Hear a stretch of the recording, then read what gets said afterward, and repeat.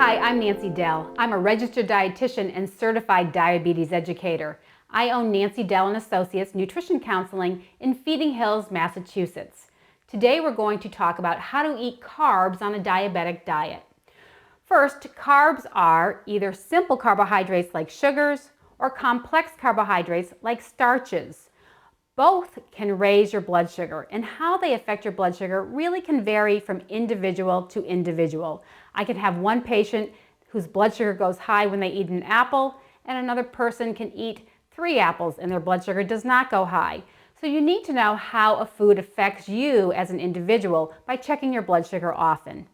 Let's look a little more closely at the foods that contain carbs. Most foods will have some carbohydrates, most of your foods except for meats and cheese. So milk and yogurt contain carbohydrates. They don't contain carbohydrates that raise blood sugar a lot, but they do need to be accounted for to some degree. Your higher carbohydrate foods are your fruits, such as grapefruits, apples, peaches, and your juices.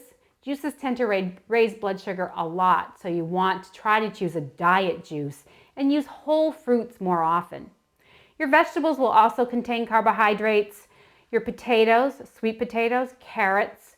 We're not too worried about your watery vegetables, your non-starchy vegetables like broccoli, lettuce, tomatoes. They tend not to raise blood sugar much. Your grains also contain carbohydrates, cereal, rice, pasta, baked goods as well, and your beans, dried beans, lentils, chickpeas.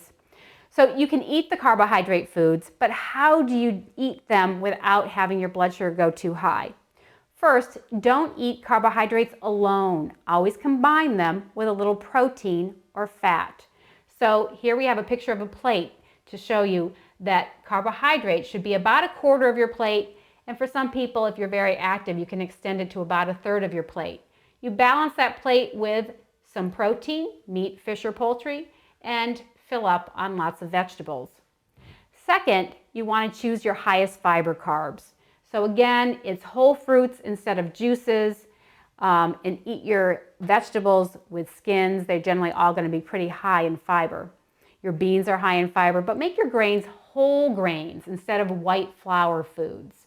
So you want brown rice, whole grain pasta, cereals with at least 3 grams of fiber in them. If you do have any baked goods, try to use whole wheat flour in making the baked goods. And then you can actually slow the digestion of carbohydrate by using vinegar. 2 tablespoons of vinegar with a meal can slow digestion and keep your blood sugar lower, as well as lemon juice. And generally the formula is to try to use 2 tablespoons.